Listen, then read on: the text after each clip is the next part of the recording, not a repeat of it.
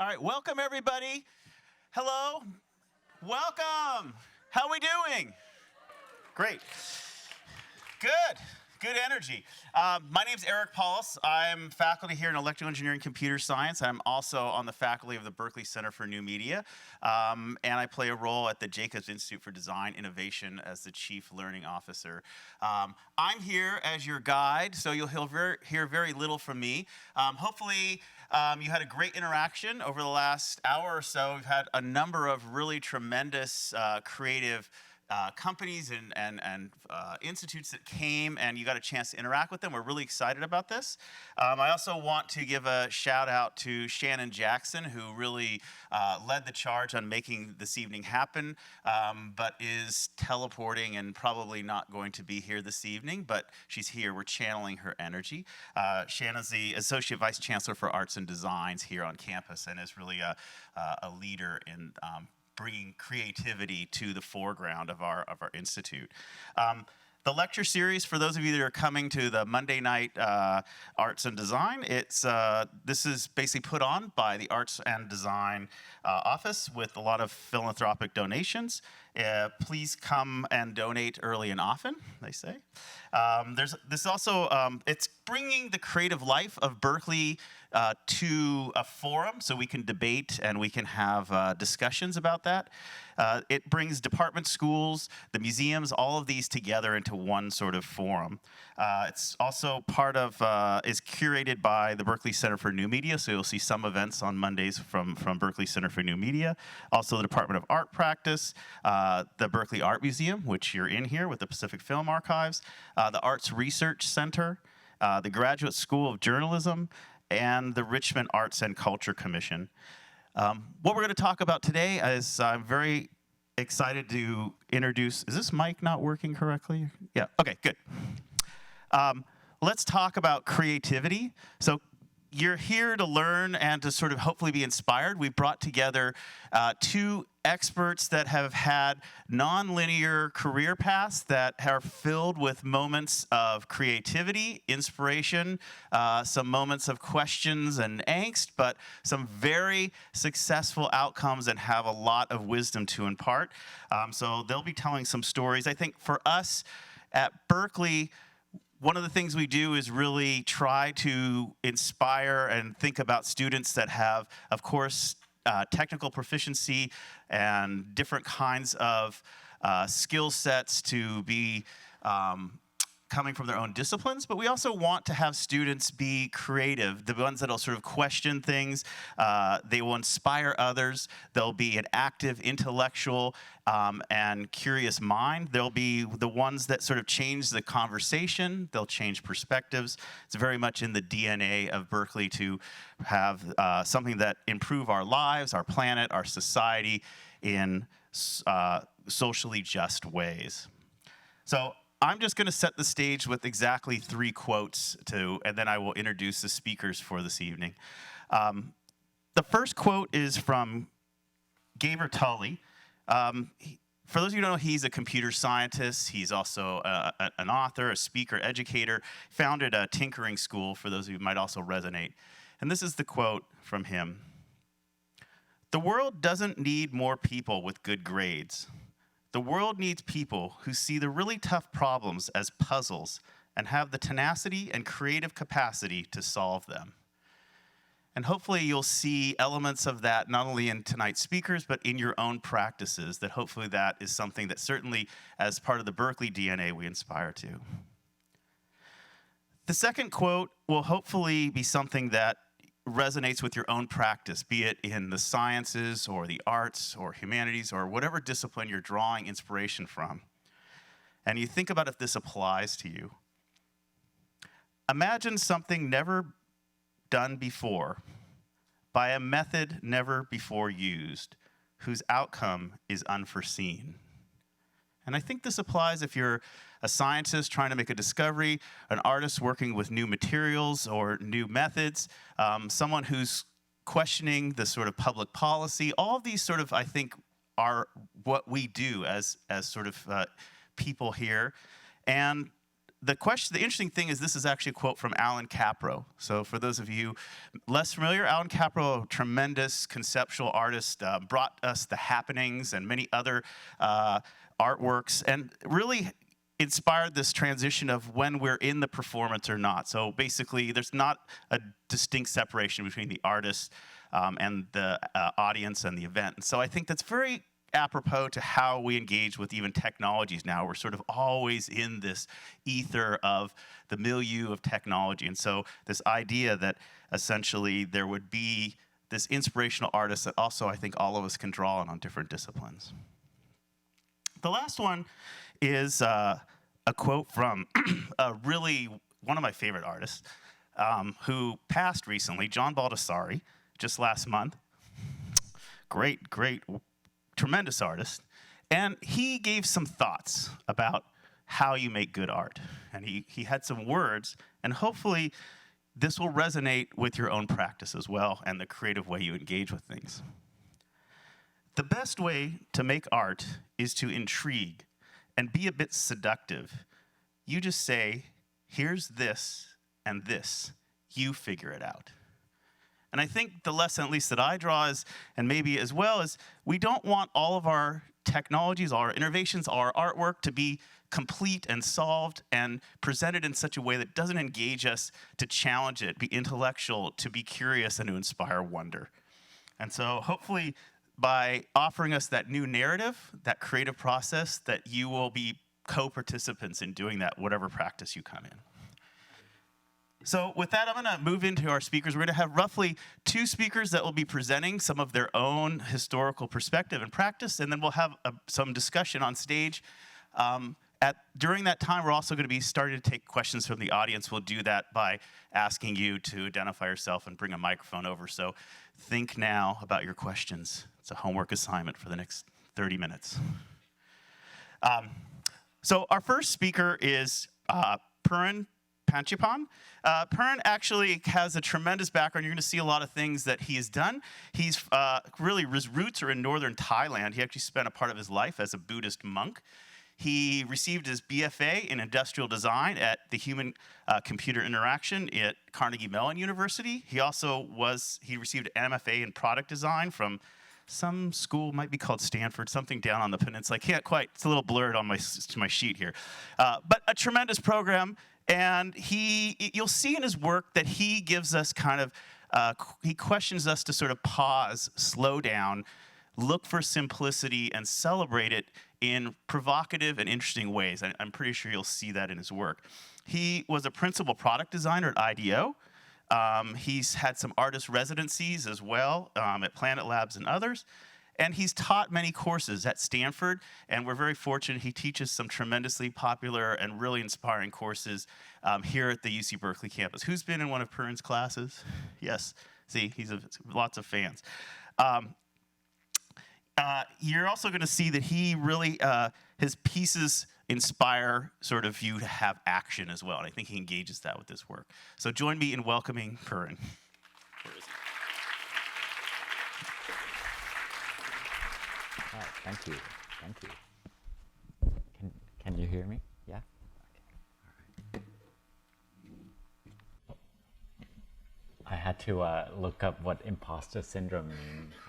Just now, as I was like Googling, I was like, what is imposter syndrome? Because it's that feeling of like, I'm not supposed to be here, but I am here, that sort of thing. My name is Purin. I am an artist. I am a designer. I am an educator. But that's just, I think that's just labels. I went to school, I actually applied to Berkeley and did not get in, so just so you know, as an undergrad. But this was an assignment by one of my professors at CMU where he said, why do you want to be a designer? And we had to write our answers down. And I remember, this is not a great piece of writing, but I wrote this down. And I wrote, I want to be a designer because I enjoy observing people's behaviors, solving challenging problems that might make a difference in their lives, and I enjoy making things with my own 2 hands and watching people react to my designs. And I don't know why I wrote this down, but he took our answers and he typographically put it together in a really beautiful card and asked us to keep this. And I think that was like a really great exercise because I discovered this card not too long ago, and I was like, wait, wow, that's such a cool exercise to do. I went to CMU. I went to work at Microsoft for a year in Seattle after CMU, and I sort of hated it. After a year, I just left. I didn't really. I felt like I had so much energy to do things. I wanted to start my own startup. I had all sorts of different interests, and the corporate culture didn't really fit with me, even though Seattle was such a beautiful place to live. So I went back to Thailand. I became a monk for a little bit. I built my own house in Bangkok, which is just a remodel of something that was already there. But I also joined this creative agency called Farm Group, and I really brought this sort of human design methodology to solving things like, let's build a Christmas tree that people can get inside. This is a mall in the middle of Bangkok, and it's not going to be a normal Christmas tree. It has to be something different. So it is a Christmas tree and also a snow globe that people can get inside. So there's something about this part of me that's all about this user experience or customer experience or designing delightful experiences. And this started about maybe 11 or 12 years ago. I had to design a booth for this telecom company called DTAC. I had to design sort of this maze for children. It's all corporate sponsorship that got paid through the agency. And these are some experiences I have designed before I went to grad school. So my little slideshow would be about the past 10 years, what I've done as being in the Bay Area. I got into Stanford product design, and then I came here about in 2009. So it's been about 11 years now since I've been back. And obviously Stanford was this kind of ground zero-ish for a religion called design thinking. And for me, having been exposed to human-centered design before at CMU, this is almost like I don't buy this thing. I don't this is just the same thing that's repackaged into this thing called design thinking, sounding so cliche. This is something that I have learned, though, that this is there's this notion of flaring and focusing, divergent thinking versus convergent thinking, and this is actually something that I've sort of come full circle to, sort of like, oh wait, actually this is kind of useful in my life and also in a process. So maybe design thinking isn't as linear as it seems, but having, being aware of where you are in the process is really quite something that could be a good thing. I've shipped a few products along in those years. I was, as a grad student, I was part of this student project that was designing one of the first news readers for iPad. It's called Pulse News, and then it got bought by LinkedIn for tens of millions of dollars. When I was at IDEO as an intern, I worked on a project where we were measuring women's waistline to kind of give them better fit for the jeans that they might purchase. I worked on this electric bicycle as part of a team, and we were. And it's so weird to see some of the things that is out in the world, exists in the world. It's one of these. Sometimes I would still see these bikes being ridden around in San Francisco. So a few things I've shipped, and sometimes it's like a nice thing. You have a part of you out there, right? But then, on the side, I was working at IDEO, sort of 9-to-5 job. I was on the side. I would be working on some art projects of my own, sort of, what happens after 5 p.m. after everyone has left, or maybe sometimes on weekends, it's like the shop is there, and let's take advantage of that. And I have, built a few things along the way, and some things were interesting, like a Thai food machine, or a wall of tap lights, or a few contraptions here and there. But then at the same time, I was feeling like, oh man, I do all these business travels. I go to Grand Rapids maybe twice or 3 times a month, and then I really, get to travel and eat all the steaks and drink all the wine and things like that. And it was just like, this is not really fulfilling. spending so much time in conference rooms and taxis and hotels, but it's not the kind of travel that I've been craving for. So in 2014, I think I left IDEO. I was just like, you know what, I'm just taking a little break from this and I want to go travel. And the way I do my travel, I told myself, is that I'm going to travel, but without using the airplane. So I'm going to travel by land and sea only. Some weird, crazy idea that I had in my mind, which I fulfilled, which I did. So I started off from Oakland.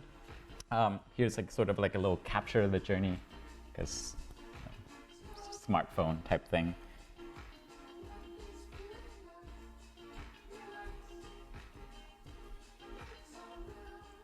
So a little around the world trip in about 80 days that got condensed into 15 seconds there.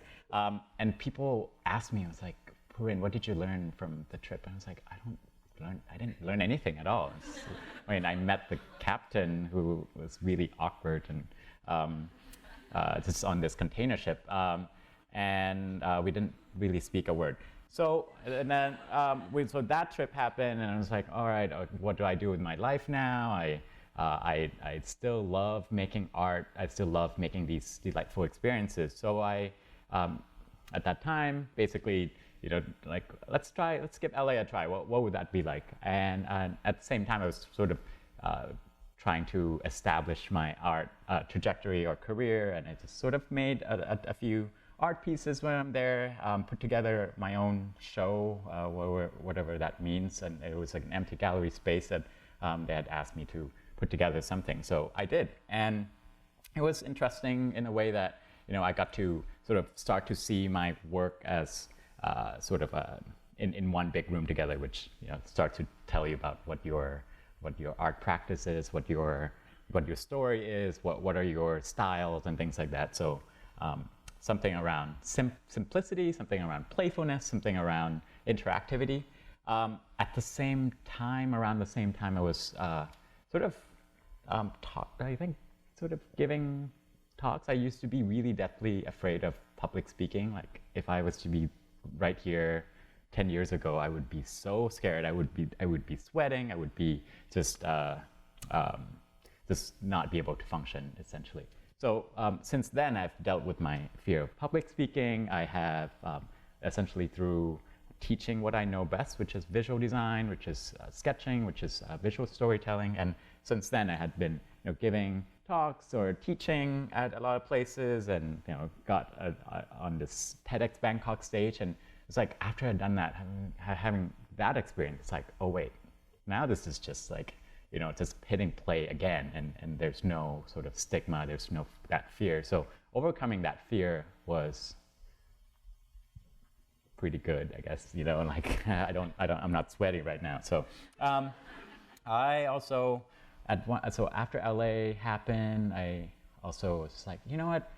My partner back then, he got a little role filming something in the UK, and I was like, you know what? I'm going to. I've always wanted to live in Paris, and I don't know what I'm gonna do, but I'm gonna maybe live near this bakery that I really love. It's called Du Pain et des Idées in the 10th district. And then at the same time, I was like, you know what? Since I have all this time, but I don't have access to maker spaces, I would just do things that's kind of like coding or something like that on a computer. So I tried to do 100 days of p5.js, which has turned out to be 24 days or 25 days, which is fine. But interesting regardless, coding actually takes more than one day, especially if you want to make interesting things. And not thinking too much about it, coming back to the Bay Area and being part of this artist residency at Autodesk Pier 9. I'm not sure if you saw that thing where it would look like an eye that kind of follow you around. So my thesis was something along the lines of like, if the computer has an eye, then what it would look like if it had an ear, what if it had a mouth, and what if it had a skin, like, when you're doing the touchpad thing, are you really touching the computer skin with hair and everything? And it culminated in this little piece of interactive art. It's called A Machine That Listens. So super simple, speak into a microphone, and it would look up a Google image, sort of do a Google image search of it.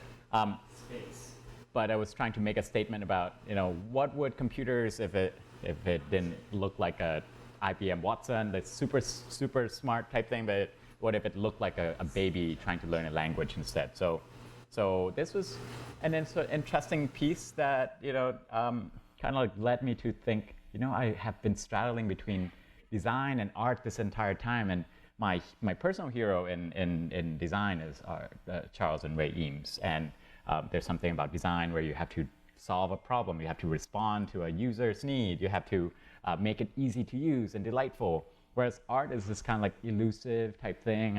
Obviously, James Turrell is one of my artist heroes, and I'm trying to see, is it a delightful experience, or is it inspiring, or is it expressive? Like you're trying to kind of put yourself out there into the world. Are you trying to ask questions rather than solving the question? So I was really torn between these two worlds as an artist, designer, really weird place to be.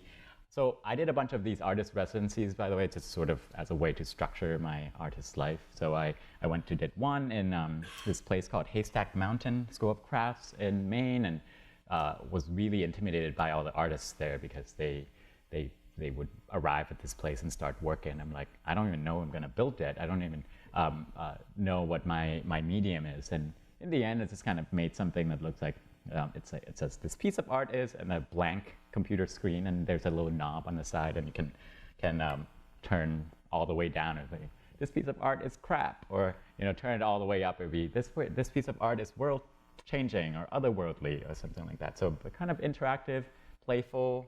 I did another residency in Japan where I was living above this pachinko parlor in a sort of this love hotel where there's all very lots of stains and things like that. And for 3 months I got to make some art.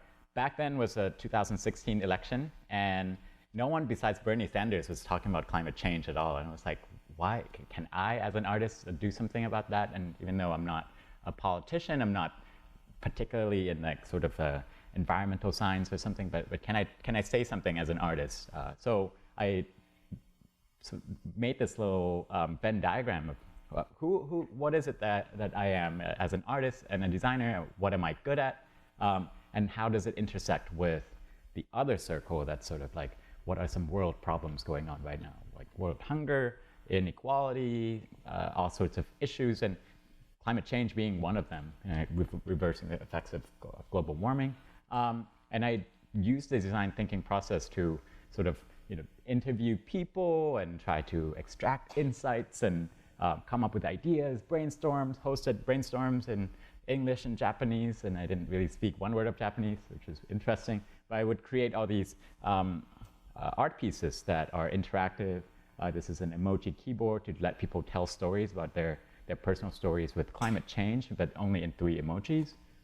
Some really interesting stories that came out through the exercise, through the interviews, and coming up with an art installation that, with super limited resources that I had, I sort of made these kinds of things, and like playing with Arduinos and processing and things like that. So as an artist, I can make a statement about people coming together, put in effort to sort of lower the global temperature or something like that. So still exploring and all these turning art into action. How do you make people take a piece of art home with you, but also making a promise that they're going to take action and do something, and feeling this notion of togetherness. Did another residency in Thailand, in Iceland, so you can really see this pattern of me just applying to all the residencies and not getting into 90% of them, but maybe once in a while you get into it. And it was completely different. It was a completely different experience doing art in Iceland compared to in Japan. And back at Pier 9 residency, I was more interested in how can I be expressive with my gestures, and while sort of making interactive art more analog or something like that, but really interesting the expressiveness in interactive art. And that had resulted in something that looked like that, some static thing, but also some pieces that are kind of like game-like thing. Came back to San Francisco, and it's like, okay, put together a solo show. And by solo show, I mean just borrowing someone's warehouse and just putting my art pieces in there and just sending out invites and things like that. I had a little fun series that dealt with human anatomy and also puns and things like that, which is really fun. Another piece that that came out of that is a piece called Lost in Google Translation. So imagine speaking into something and then that gets translated into Thai and then gets retranslated into English, and things that get lost along the way. Really, lyrics, computers are not really good at lyrics. And this is a piece where it was about puns and human anatomy, like thin skin or zipping your lips or eyelets or male pattern baldness, brainwash, and pulling your heartstring and things like that. So, just kind of, I think, trying to make art work and just making and organizing and participating in art shows and in group shows. One I organized around artificial intelligence, had some of my own pieces, but also invited a few other artists who are in my network to show alongside as well. So this is a piece around organizing fonts using a neural network, looking through the black box of artificial intelligence, what's going on in, when it does an image recognition and spits out a result at you, what happens in that computer brain.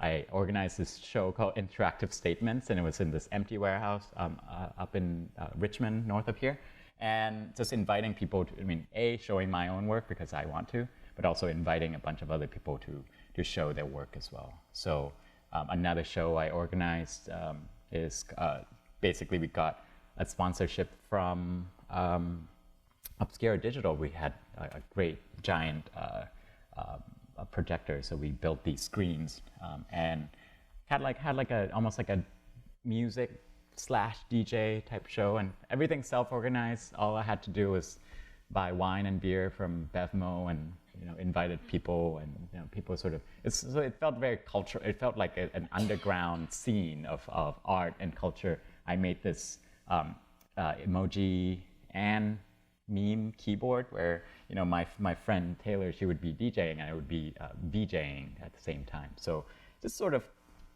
things that you do as a creative is just kind of how to create. I've been teaching visual design thinking here, which is has been a lot of fun and really rewarding. In a way that I really basically I'm just trying to be better at public speaking. So I've launched my art out into space. I was part of this artist in residence at Planet Labs, and that actually got axed already. But hey, I got to put my art piece on a little satellite panel. Made some other pieces along the way. And then I stumbled upon this black and white thing that I got really excited about. On one end, you can look at this piece and it would be completely black. And then on the other side, you look at it, it would be completely white. So speaking about how truth can be black and white, or black or white, depending on your perspective. So I've been working on a few pieces. This was in Alamo Square as part of a sort of a kind of like a group installation. Just self-made, my friend who does the rubber ducky, he goes by Finch, and he just asked me like, hey, do you want to take one of the panels? And I did, and I just poured maybe $1,000 into the project. And some billionaire collector saw this piece and was like, hey, can I buy the piece from you? And I was like, sure, like maybe for like $8,000. And they were like, yes, right, let's buy it. So I wish I had asked for more. This was another show. Organizing your own shows is so easy. You can just go to Bevmo and pick out a few bottles of wine and beer and go to Trader Joe's and all that, and just kind of make parties happen. So coming to a quick conclusion, something else that I've learned along the way, listening to my own inner voice, following my intuition, taking this leap into the fog. That difference between art and design, still haven't resolved that yet. What's the intersection between me and the world? So I would ask that to you. What's your intersection between what you're really good at and what the world needs help with? The difference between a good artist and a great artist, and I would always consider myself a good artist and not a great artist. So I'm super conflicted on that. Setting myself up for embarrassment is a really great way to sort of mind trick that I do to myself by launching all these art events to embarrass myself, but at the end not embarrassing myself because I always produce something. So that's a great way to trick myself. And lastly, being an artist is still super hard, really difficult. I don't know why I'm here, and still definitely do not have anything figured out whatsoever. So when you say success, I'm like, no, not me. Maybe ask me again in 40 years, or maybe success is being on a journey, and that's how I feel about it. So thank you.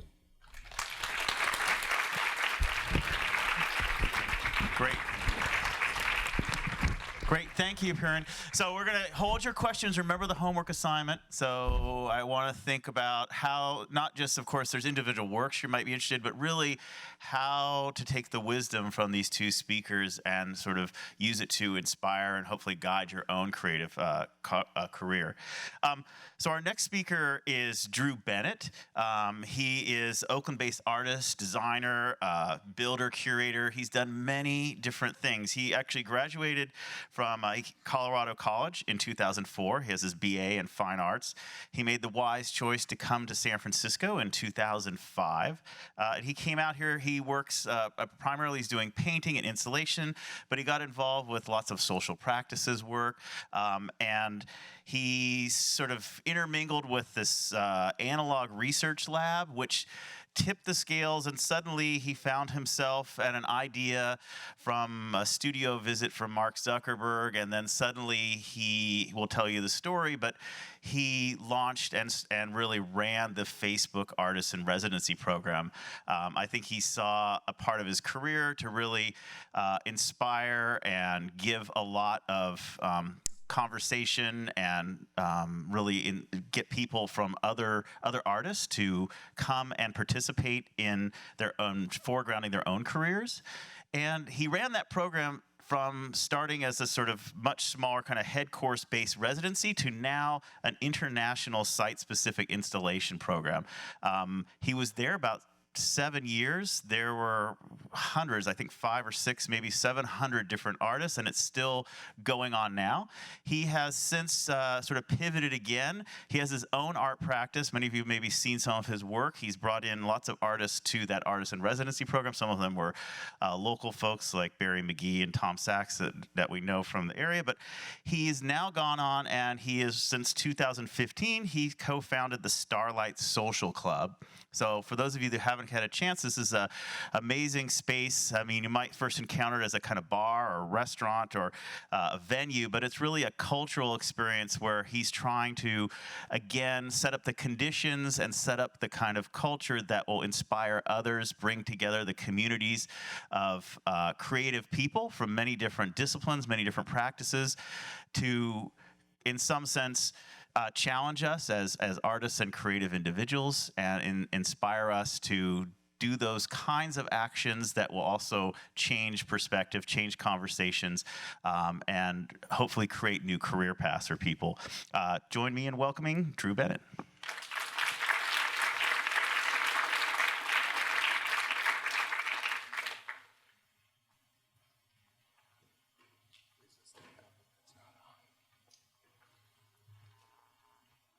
Is this thing on? There we go.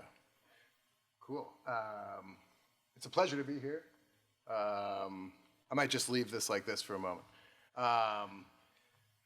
So I'm just curious about the group, and also just in the title of this event. It's called Working as a Creative in the Bay Area. And so just with the provocative, colon or parentheses or whatever around the creative. Is this on? I think, did you flip the little switches? Oh, I have to turn it. Do I have to turn it on? Well, we can just do this. Oh, how about now? Now it's on. Was it not on before? Okay. Well, this event, working as a creative in the Bay Area. So that was really provocative to me, because I wasn't sure what these were about. So I was just curious. And I also, a lot of my process of in adulthood and in my career and in my practice has been in understanding the pre-existing conditions of our society, or at least the ones that I had, as a young person feeling creative and wanting to pursue art. And so, how many of you are creatives? All right, cool. And then, how many of you are artists? All right, cool. Thank you. So for me, with the art program at Facebook and otherwise, it's really important in my work and life. I'd like to try to challenge this idea of like creativity being held within the arts, and that regardless of your work and your life, that you came into creation. You're alive. You're like, how are you alive? You're like an energetic, living being. And so that's creative as fuck. Like, that's insane. And you can have a lot of fear and anxiety and emotions that constrain you from expressing that creativity in unconventional ways. But the point is that you still are pulsing and coursing with pure and exclusive creativity. And so I think that's just important. It's not talked about enough, and we aren't raised, or I wasn't raised in a society where that was a norm. Then the idea of being an artist, that's a whole other trip that Perrin did a good job talking about. You know, like if you want to solve problems that exist in the world, you can be a designer, or you can do any other number of things that can help solve problems in the world. If you want to have your own problems, you can be an artist.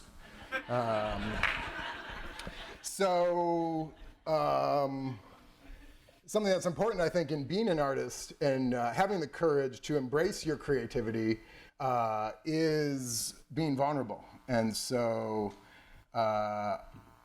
in pursuit of that, I somewhat in the last year or two found these images. Oh yeah, I gotta like make this big and stuff. Things that I hoped to never see again, I thought was good to bring out and show people. So this is not good art, right? But like, but I made this in 2007 after staying up all night for 4 months in this random Facebook office down in Palo Alto. There was this whole stairwell. How does this work here? So let's see. This is like the bottom of the stairwell, and I was like, oh, it's like some water. I was painting at night. I was doing some Adderall and weed and stuff, whatever. And then there was like, you come up the stairs, and it's like, now there's pyramids, and I don't know why there are pyramids there. But then that foot up there was this guy, this gorilla throwing up this rainbow. I don't want to spend any time talking about what this is, because again, it's not important or good art, but it's important to be vulnerable. And as an artist, and so like I'm really into nudity, and so this is like without taking my clothes off, a way to get like kind of naked in front of all you. And this is important though, it's not just my own trip, it's because if you're like into creativity and into art, then you should be able to take it off. You know, you gotta really be able to like go for it.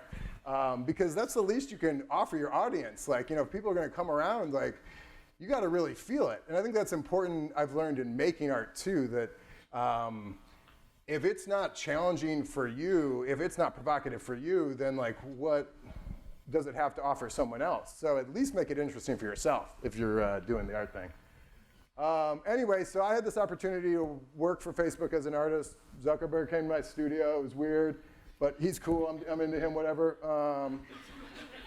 And then I left that, nothing came of it. And the other thing about making art that's important, it's often a singular, at least in visual art, a solitary practice. And when you're young, it's easy to think like, man, if I could just make better art, I'll like make a career as an artist. It's not really true. If you want to make a career as an artist, you need to make friends.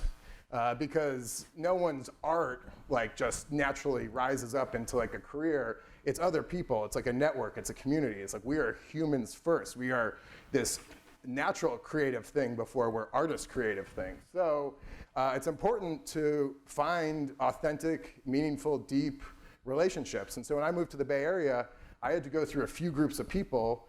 It's like, oh, these artists are kind of cool. These people are kind of cool, like whatever. But it took a few years to find the folks that I really related to the most and that I felt most intimate and inspired by and wanted to live with and be with. And many of those folks are in this picture. This is a David Wilson event. He runs Art Lab here. He's here in the audience. Yeah, Dave. And he was a big force in helping me reconnect with a lot of things that I was too insecure and self-conscious about in my 20s to dive into with an openness and fullness of heart. My initial moment of religious experience, it's not like a sublime experience, happened in nature. Mother Nature is my God. And I thought like, oh, contemporary art, it's not cool. Nature's not cool in contemporary art. So like, I gotta like figure out what's cool in contemporary art. I gotta make like the gorilla and stuff. That's not anything. But through relationships, I was able to kind of realize that the things that I care about most, that I value the most, that give me the most inspiration in my life, like nature and good relationships and spending time in the outdoors, is possible. So again, you may not be into nature at all, but like whatever you're into, it's important to kind of constantly, not constantly, but like regularly check in with yourself and make sure the things that matter most to you in your life are things that you're working towards in direct or indirect ways. This is a composting toilet because one of the things that I found in these outdoor events is that if we were going to sustain ourselves out there, we needed certain kind of infrastructure. And being able to defecate responsibly in the outdoors at scale means taking care of your poo. And so this is a little sculpture kind of thing. These involve urine diversion. Hyphy Design Lab is a great group in the East Bay that does a lot of smart ecological design, including this urine diverter that allows, well, I don't need to get into it, but like if poo and pee are separate, they don't smell at least as much anymore. And so if you haven't had a chance to defecate exclusively in the outdoors, like full, not like an outhouse, I recommend it. It's a really profound experience. As is taking showers outside, which is something I got really into. The nudity thing was not a joke. I'm like really like into the opportunity to get comfortable with yourself, because body shame is also another big issue. It's like, oh, I'm not an artist, I'm not creative. Oh, my body looks weird. I have these clothes on, I shouldn't be naked. And it's like, what's wrong with our society? We should all be naked and creative together. We could be. It's possible. This is a friend's wedding, and this was maybe one of like the next showers I made. You got a double shower. Privacy stuff there was, you got to manage with your clients and friends what people's comfort level are. We got some sinks and stuff. This is out of order. This is a teepee Dave and I made. Oh wait, maybe I lost the table. Oh no, it's in here somewhere. This is a little cabin I made in Colorado on my wife's parents' property that just had a well and this little, they call it a shed. I hate when like my studio's a shed or my cabin's a shed, but that's okay. It's like, you can't hold it too preciously. Oh yeah, this is their picnic tables. No, that's like a wedding table that I made. This was a good convalescing of design experience, design build work I was doing, and these social platformings. So again, like designing things, making art, building things, making infrastructure to allow people to come together in places that could be intimate and inspiring for them. This table was one of the more profound creative opportunities and building opportunities I've had, to have my brother and other close friends come out, and we lived out on this property, and it all culminated in this wedding of two of my best friends in the world, and they were able to sit at the apex of the table. I'll go back to just give you that sight line. So the idea was that they could have eye contact with all of their 320 guests, and that we could all sit at one table together. So, that was fun. Then I got asked to make art at Facebook again, and they were talking about a residency program, and because there's so much of this like platforming where like artists of the Bay Area have a great quality of supporting each other. It's something that I find really inspiring about the community that I'm very humbled and grateful to be a part of, is that people with independent individual practices still committed to making zines, putting on other shows. All the stuff Perrin was talking about is a widespread reality and a cultural norm in the Bay Area. And that's a whole nother thing too, if you're young and you're like thinking about where you're gonna live and what you're gonna do. Obviously like New York is like a big art scene, but it's also a very steep like shit falling from the top ladder kind of situation where it's pretty intense potentially, or chill, I don't know, I didn't live there. But the point is that here it's like there's a lot of good people doing a lot of good stuff, and there's not a great collector market, so there's not like a lot of artists blowing up crazy hard, but a lot of artists are figuring out ways to sustain themselves with each other and live happy and healthy life. Anyway, so that was a tangent to this residency program thing. So they wanted me to come back and make art again, and I was doing like the design build stuff, so I was like giving him some ideas, and I was like, these aren't very good projects. Like, you could pay me, I'll do them. But I was like, the thing I really wanted to do was take. So here's a little insight. This guy was at Facebook, and so I had been working with Zuckerberg and my buddy Chris Cox on the side, and I found that working with these guys super inspirational. They empowered me to make work better than I had made before. And I was really touched by that opportunity, that there's like a quality of leadership that's collaborative and that's very trust-based. So like the idea of like giving over the person you're employing or working with to realize something with you, a lot of trust and autonomy is really empowering. And I found that to be kind of like a magic thing that I was like, whoa, if they were able to empower me to make work I haven't made before, what if I could tap into their resources and offer that to other artists. And so that was the model for the Facebook Artist in Residency program. This is another David drop. I started most of my presentations while I was at Facebook and talking pretty exclusively about the residency program. Dear friend, because again, the whole community thing is much more important than any one art, image, or object, or feat. And so the quality of being able to extend a gesture of friendship to other people is radical. And especially at a corporation, it can be extra radical because those splits are kind of weird. But so we started bringing artists in, and we got into trouble a bunch because we were using all these tools and making a mess, and whatever stuff happened. But we worked through it, and we had a bunch of artists come in and make really massive, really exciting work, some of which they hadn't made before. Some artists got paid more than they'd been paid before, or used materials that they hadn't used before. And either way, the Facebook campus, which is a private space, for better or worse, is home to a very large collection of contemporary Bay Area artists' original work, which is something that I think is really radical. This is a piece up in Seattle. We try to push some bounds and put some political ideologies into the work. Travis Meinhof getting some social practice in there, like trying to get people out of their norm and give artists a chance to interact with audiences that they hadn't had a chance to otherwise. Make books that were hopefully uplifting and provocative in a loving and caring way.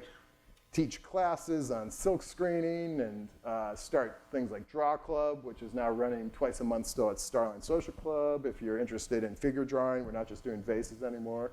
We have true models. We made a book of the 5 years of projects, the first 5 years of projects, which I was very pleased with this document. And after all that, I had to get the hell out of there. So that was really cool. I really, as a self-identified builder, just wanted to build the program to an operational point, to like a cruising altitude, and then bail. And so it was pretty scary though, because there's benefits and like salary and like that, it's like, oh, I like run this global program, but like I actually didn't like that part. And so I got to get out of there, and then I got to go back to making art. And I wasn't sure what I was going to make at all, or where I was going to make it. I had to build myself a studio once I left, which took me 4 or 5 months. It's kind of like an anxious time to like re-find where I was going to land, but I was able to get a little show and make a body of work that I wasn't able to make in my 20s, like the guerrilla stuff, all that, trying to like figure out how to make contemporary art.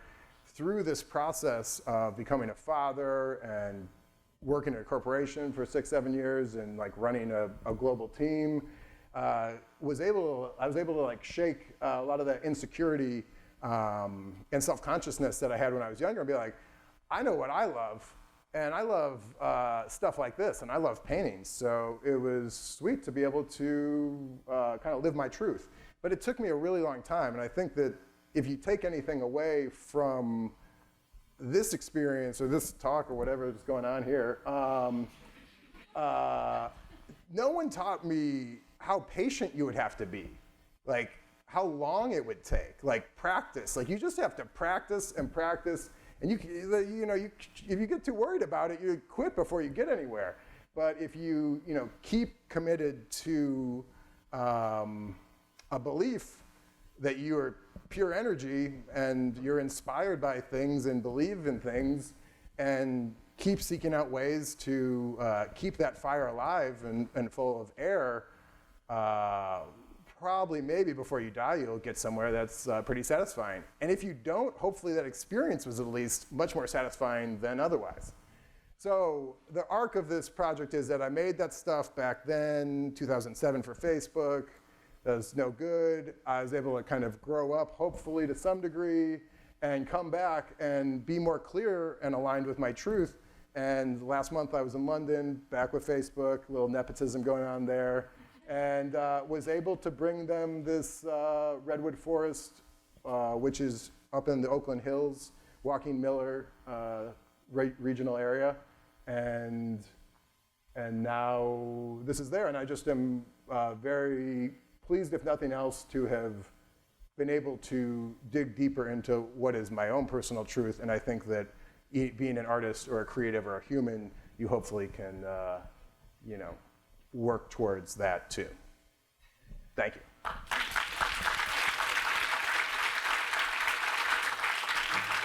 Hey, great. Let's go ahead and stay on stage. We're going to invite Perrin up. We're going to have a little discussion here. So give us a second.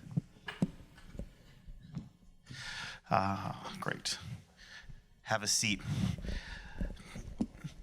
So this is the time where hopefully you're brewing with some questions, and I think one of the things is to think about how their own practice has brought them to sort of carry this creative path. So I think one of the things, let me just look here, I have these careful notes here. I want to, creative as fuck. Okay, yeah. Just had to check on that. Yeah,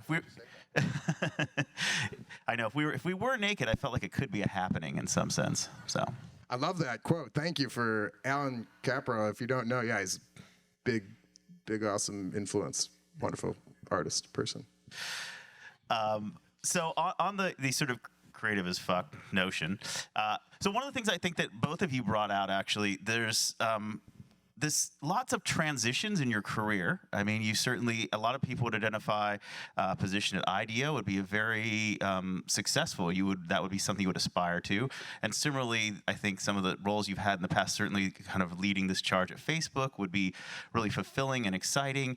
But you've clearly also developed a strategy of when it's time to kind of pivot and look for something else. And I sense that it's likely another exploration for another type of creative practice in your own work. And I don't know if you could comment on how you strategize that, or was it just random, or what kind of, I think many people look at their own careers and they think, I want to get job X or I want to do installation Y. They get that, and then you can sort of cycle in that space, but you guys have successfully kind of reinvented yourself several times. Okay. I think everyone sort of, I think at least the students have resumes, right? Like I think I had my own version of resume when I went to college, and after college for, I would say a good 10 years, and I feel like resume had been at least my operating system, like embellishing resumes, like how many experiences you have, what's your grade, where did you go to school, what are your activities, and I felt like that had been a driver for a lot of things, and portfolio. So if you're a designer, then that's another added dimension. You got to embellish your portfolio so that it looks good, so that you're employable. But then I feel like if you boil it down and more, I think as I get older, it's sort of this experience speaking. David Brooks of New York Times wrote this book called Road to Character or something like that. And he says that there's this notion of like, there's a resume version of you, which is, he calls Adam 1. And then there's the eulogy version of you where, after you pass away, what do people talk about you? Or do they remember you as a kind person or an a-hole? So you get to choose what your Adam 2 is as you grow out of your resume. So I think maybe that is one realization that I had. Also a justification for following my own intuition, that maybe it's less about what it appears on a piece of paper or what appears on like, sure, having worked at IDEO is great, but is that answering your calling? Is there a feeling in your gut that's sort of bubbling up? And I think over time I've been better and better at listening to that voice that keeps coming up, and it's like, okay, all right, well, now to do that next thing again, and not being so fearful of it. Yeah, I would just say the vulnerability point is genuine. That like, if to move out into new challenges is very important, and remaining open to provocative circumstances and new circumstances. So if a place starts to stop challenging you to the fullest extent, then to jump out of it. But for both of you, there was a clear moment when it was time, or did you kind of proactively explore that for months or years until you made that transition? I don't think so. I don't think there's a sort of like, maybe there's such thing as an incubation period for your intuition to bubble up, or for you to start hearing that inner voice. But I don't think there's, eventually I think of it as decisions and intuition should just be exact same thing. You never even have to make a decision, and whatever you made a decision over, you look back and it's like, there's zero regrets in this thing. I always look back at big moves or jumps, or jumping on a ship, or leaving this prestigious whatever job, and it just feels like, well, it had to happen. Had it not done that, I would not be where I am, and being that expression of like you being at the right place at the right time. It feels like that all the time now, because I'm here. I'm at the right place at the right time. Yeah, I mean, I waited 2 years after I knew that I didn't want to be in my job anymore. Okay. Actually, I want to pick up on this vulnerability theme, because that was certainly part of both of your, I would say, even practice. It was very much a part of how you worked. And I also noticed there's this, it seems there's a theme of, well, if it's not happening for you, just make it happen anyway. So there's this, Perrin, you had this pop-up event, and you just said, we're just going to have that happen, insert Bevmo, and I think similarly, you had this, certainly with the Starline, there's this kind of thing about, let's just make this community happen. And so how important is that, and when do you know when to do that? Because sometimes maybe it's not the time to do that, or is it just you should always be reaching out? What kind of advice for making your own things happen? I'm now at like a place where I'm much more protective of my time, but that's taken a long time to get there. With Starline, it was not particularly a good time when the opportunity came to me, but between my attraction to my partners as collaborators and the kind of false idea that it was an art project. I mean, it is, I believe, has a lot of art project work, but for me, I mean, that's another story, but like the building itself, walking into the building and the 110-year-old plaster and feeling the resonance of that material and my own resonance with the other people involved, it was, you know, there was no choice. I think another thing is, I think students also grapple with, they're starting their practice, they're building their portfolio of work, they're finding inspiration, but the challenge is often how to present yourself to a particular company or a client or a professional. And so how is that? Is it always a portfolio? Is it how do you speak about yourself and really foreground the creative side of your practice? I think there's a lot of focus on, you know, ticking boxes and how many things you have versus really foregrounding the creative, the storytelling, the kind of visual narratives, the value you could add to a company or a place that they don't realize maybe that they even need that kind of inspiration. So I'm hearing sort of the notion of a facade almost that you're creating for yourself, and then there's this true self that's kind of like sitting behind this VR machine thing. I think the way you want to show up and present yourself, like I think I need to, sometimes I feel like I need to dress a certain way or not use the cuss word too much when I'm teaching and something like that. How much are you putting up a facade and how much you're exposing yourself, digging into yourself and again being sort of this vulnerable person. As I get older, I don't know, I'm sound so old. As I get older, I realize that living those two separate lives is really tiring. It's like trying to have if there's this authentic version of me and then there's this kind of like a presentation Purin type thing.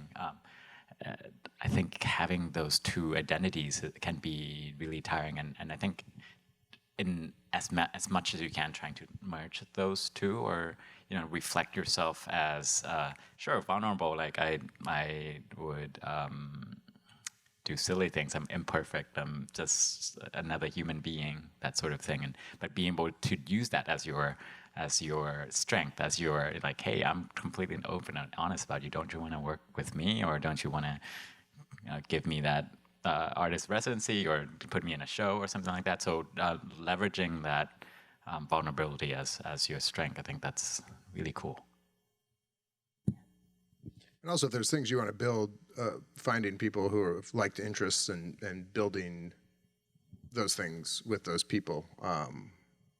Not everything, you can't find everything within like the pre-existing infrastructure, and I think that that's one of the beauties of the Bay Area, is that it has a long history of people creating their own, building their own worlds and communities and environments and products, and so it's kind of a torch of the region that we all kind of have a opportunity to bear and carry on. I think of it as like weirdos attract weirdos, right? Like, so if you think you're weird and you think that's a good thing, and a bunch of weirdos are gonna notice you and just like, hey, can I join your weird club type thing? So like that notion of community, I think we've been trained to think, oh, you gotta be the James Turrell, or you gotta be the Eames, you gotta be the sort of this like the superstar of an artist superstar. But it turns out art, more and more I realize it's more of a movement, more of a collection, more of a school or something like that. And the moment you realize that you want to build a community for other people and yourself to kind of coexist. So that's something that has been like a big shift in me, because before it was like, ooh, Da Vinci, like I gotta be the master painter type thing, and then realize like, oh wait, actually let's throw a party together kind of thing. I mean, I just think, I know you kind of got a random phone call that Mark Zuckerberg wanted to have a studio visit with you with about 30 minutes prep time or something to that effect. So, I mean, you had to kind of strategize, what do I want to do with this? What kind of engagement or not or outcome, or how do I present myself, and how do I get Facebook, a company that really wasn't engaging with, a broad range of art, but had a significant interest in it. I mean, obviously it was a successful outcome, but what were your thoughts kind of going into that encounter? I mean, it didn't go very well. I mean, he came into my studio and he didn't study art, so he didn't know how to talk to artists particularly, but he like sat down in the middle of my studio and was like, what am I looking at? Which to a young artist is super intimidating. I came to understand that he was just wanted to, know what he was looking at. Reasonable question, but like, we're so sensitive. It's like, yeah. So, I mean, I don't know. Yeah, that was like, yeah. That's all I got for that. What am I looking at? So another thing is choosing. I think a lot of students are also choosing between career paths. They're thinking, I could go to a company, I could go to a large company, I could go to a smaller, kind of more independent place. I might be able to do something independently on my own. And you can imagine the trade-offs of sort of resources and what's the potential. I don't know what advice you would have in terms of how to think about that, think through the trade-offs you've had in your own career along those paths. I think my advice would be to do them all, to treat it as like a trial and error experiment. And when you find the right spot for yourself, then you just know. And maybe the right spot might exist for a few years, and then you move on to the next spot. So less of a path and more of a web, I guess, just feel your way through. Like, be a dog, sniff like a dog, and just, sift whatever smells good. Just keep following that. I think that's my way of career path, I guess. Yeah, that's good. I'm into that. All right, we're going to open it up in a minute. I'm going to ask another question here. One of them is, I think, certainly there's, Drew and Perrin have had lots of success on their career paths. And I'm kind of curious how you really do. Is there a strategy to make sure that you remain creative? Because you can get in these sort of cycles where things are going great, but you're not being challenged. I think we had a lot of examples of how you changed your jobs or careers or changed what you did. Are there other strategies? I mean, do you put something on your calendar, like remind myself in 6 months, are you doing what you want to be doing? Or are there things that you actually use to stay on track? Or I'm not sure if there is something like that. Me? I am very deadline driven. I would be the antithesis of artists who work 9 to 5 sort of thing, go into the studio and paint. I work by deadline, so whenever I want to motivate myself, I set myself up for embarrassment, and I would be like, hey, come to my show. It's happening on February 30th. It doesn't exist. And just come to my show, and it would be great. And people would show up, and leading up to that date, I would go crazy, building something. But I think along that way, trying to, I think, maybe work with those constraints, I become creative that way. A solution I had in my head of this art piece I really want to create. Turns out I don't have time for it. I don't have materials for it. Home Depot is closing in 2 minutes. All these things that I think may be my trick for creativity is extreme constraint on myself. But other than that, I love other things like dancing and eating decent food and hang out with friends. So that's, for me, that's kind of like background processing. Like Purin is not just an artist; he also lives his life too. And I guess the last thing would be traveling. Maybe seeing different perspectives is really important in my process. Yeah, I don't have like a technique or strategy for it, but just like open heart exercises, whatever those are for you, I think, are important. That courage comes through, that optimism, and that leaning forward, that like effort into experiences unexplored is just, a kind of a habit, or yeah. All right, we want to take some questions from the audience, so please, there's microphones out there. Hey guys, so at the Creative Careers event before this, there were a lot of students in their third and fourth year, mostly STEM majors, a lot of them, who are looking at creative field careers. And I sensed a lot of anxiety around the sort of question of how do I bridge the gap from what my textbook education is to where I want to go. Drew, you're obviously now working in the field that you studied, but with a stopover as an executive, basically. So any thoughts for those students who are still in the audience about how to bridge that gap between what you think your experience and expertise is and where your heart lies? Yeah, well, again, I was not talented at all as a college student, and afterwards, but I went back to my college, and it was crazy. Also, was I not talented? But the big thing of the practice and always practicing is that hopefully your practice is dilating your perception and making it richer and allowing you to see more beauty all around you all the time. That's the fortune that my practice has afforded me, and why I practice principally. And so to your question about that, I don't know, just you got to keep practicing. You don't know what you're up to. I didn't know what I was up to. Maybe you guys know what you're up to. It's hard to say.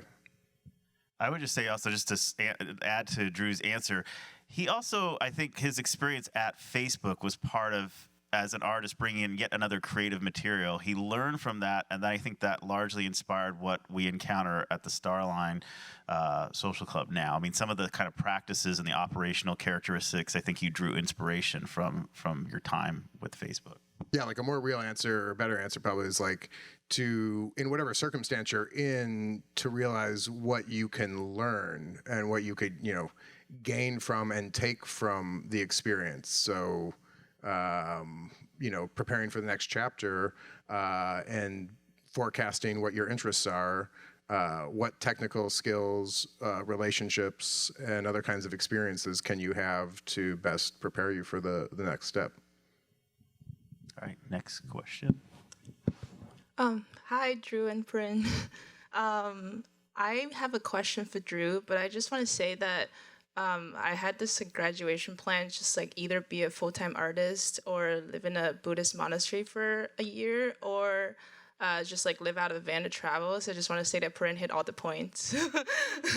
But I also want to say that Drew's Starline Social Club, I spent some great nights just spending at the hip-hop trivia, so kudos to that. My question is more because I noticed that a lot of the art you did was sort of installations, paintings, and also you mentioned a lot of woodwork, building. So considering that you also worked at one of the biggest tech companies, I'm just kind of curious what you think sort of the relationship between technology and art. Is technology actually contributing to fostering this sort of a human connection, or ultimately we should just go back and then be in the woods and actually just be in touch with ourselves and nature? And also I'm curious, sort of I'm always kind of dubious about sort of artist in residence program, because LinkedIn, for example, their office in Soma has this big installation next to that cafe, and they change it all the time. But I'm always kind of curious, what do people think of them? Is it just something nice to look at? Is it just something to take a picture of, or something that corporations take pride in themselves? Oh, we're promoting artists, supporting local artists. But I was curious, kind of how did you notice people at Facebook at the time when you were putting on those sort of different paintings, installations, were they sort of reacting to it, or they're just still kind of move on with their daily life? Was just a moment of awe maybe, and then they just kept doing whatever they're doing before? Yeah, it's a long question. But I'm practicing vulnerability, so there's that. That's great. You should meditate next year, just for some unrequested advice. And I think you answered, some of your questions for me, which was good. And I could just speak to my own experience recently painting there, that I do have jaded answers and experiences to those ideas that you were bringing up. But working directly as an artist, I was touched and found it cute, and I was moved by the way that employees chose to stop me from working and, talk about the work or take pictures and stuff. So, it is. My experience is that predominantly giving artists well-paying work to create new work was the predominant principle that I was operating under and optimizing for, and was disappointed in some of the more human efforts that the original, more residency engagement-based program was designed for. And that disappointment was part of the reason of some of the decline in the more true human-to-human, artist-to-employee infrastructure, was that it was just not very successful. So, it's a mix. It's hard. There's, like art on a public street, though, gets the same, like anything going on, I feel like inside a large corporation is a similar experience that you would have. It's just a lot of people. It's just a population. And so the general population is only so interested in art. And so a general population in a corporation is only so interested in art. Yeah, but that's a problem. We have to change that. So, Yeah. Okay, next question. Yeah, I was curious if Starline is a reaction to what was going on before or a synthesis, and also if you could tell us more about it, the actual place. Oh yeah, sorry, I didn't have pictures of it, and so then I didn't really talk that much about it. But it's a historic Oddfellows Hall on Grand and MLK, and a founder of Lobot, which is one of the earlier long-standing warehouse artist live work spaces, and the founder of Ramen Shop, and myself, and hundreds of other people all contributed into turning it into a place under a spirit of an artist haven, a safe space where people who don't feel comfortable in majorative places or in places of more dominant culture can feel comfortable in. And so we have a wide range of programming in both like a 150 capacity room and the 400 capacity ballroom, hosting karaoke, dance, comedy, rock, all genres of music, and dance and some film, and with an activist bent and overt activist programming. It's a great place, so you should come out. We also, serve dinner and wonderful cocktails and a natural wine thing. It's a club it's a public club.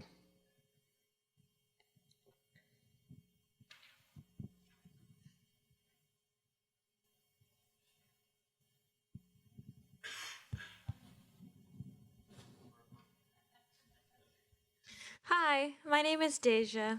I don't go to Berkeley. I go to Sonoma State. Whatever. I have two questions. My first question is, I'm pretty curious just like how both of you started working in your corporate jobs that like really got you to like the places that you are right now, because it seems like without them y'all wouldn't be like as successful as you are. And so I'm just curious on like how you started that, because it just seems like a pretty like, I don't know, the way you were talking about it just seems like, oh, it just happened, but it's like, how did it really happen? Yeah, it's like it's sort of that first step seems so important when you're starting off, but how did they do that? Like, how did Mark Zuckerberg get your number, you know? And then my second question that like falls into the other question, I guess, kind of whatever, is like morally, how do you deal with like working for a corporation? Because that kind of sucks, you know? Thank you. Good question. I got a job at Microsoft when I was I got an internship at Microsoft when I was between junior and senior year at a sort of a career fair type thing. Someone from Microsoft came to CMU and I got an interview. And next thing I knew, I was flown off to be interviewed on site. And as an intern, it was like, wow, you're actually paying for my plane ticket to go out to Seattle to interview. And at the end of my internship, they gave me a salary package that I could not resist. And I saw it and it was like, it's a no-brainer. So the thing about that intuition is like that no-brainer sense of like you're not even thinking about it, just hop into it. And that's how I went there, worked there for a year and totally did not find a fit for myself. And I think in the spirit of that, let's just try everything that is possible. And I feel like I went to one extreme and working at a really corporate job. And now every time I'm attracted to a corporate job, I was like, ooh, I would make about 10 times more than I would right now if I was to work at Google or Facebook or something like that. But then knowing that, having that image of that corporate culture, everyone sort of cares a lot about their 401k for some reason. That sort of place, and you just kind of know there's something doesn't feel right in your stomach, and I just don't look into it, maybe. So, yeah. Yeah, so like the wedding dude, who was my close friend, he was a supporter of my work, and so he gave Mark my number to review me, and that was, so there's that pre-existing relationship, and that's part of the community that I'm, talking about with like Starline also having, built furniture for the ramen shop, to have the relationships with the guys, to, build that trust with other people doing other things. And so whether it's, like a local alternative space or a mega corporate giant, we are still just like people trusting each other. And so earning trust and building community in any case is like Perrin's like, he could get in like through the resume and all that stuff. I can't get any jobs that way. I don't have a resume. So different styles, there's also, that's a good point. And a good point about the two of us is that, we have everyone, we have different backgrounds. We have, different skill sets, like, and we've had different strategies in navigating our careers, but I think that there's a lot of commonality in the desire to make space to celebrate art and each other. And so that's all.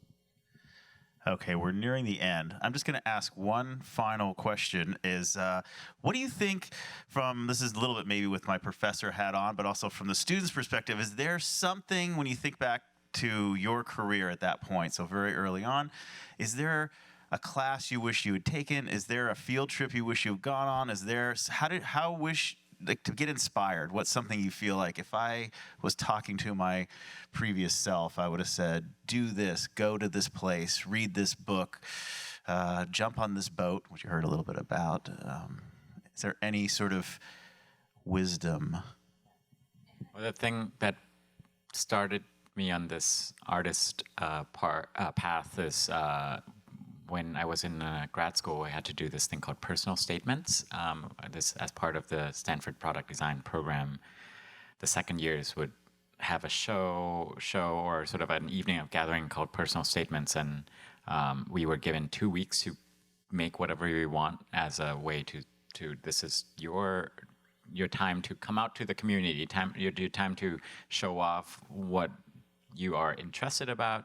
And I think that was one of the most transformative experiences. And I think if you ask any Stanford product design grad students, they would say personal statements is the most transformative because you pour your heart and soul into it. And I always wish for everyone to get to have that experience where you really lose sleep over the thing that you really want to show off to other people. And a lot of people didn't even finish their personal statements in time for the gathering or the opening, but there's something really magical about them, about the event, and it had been a series of events called Personal Statements. So I think that's something that I would encourage everyone to try out and see what your personal statement is.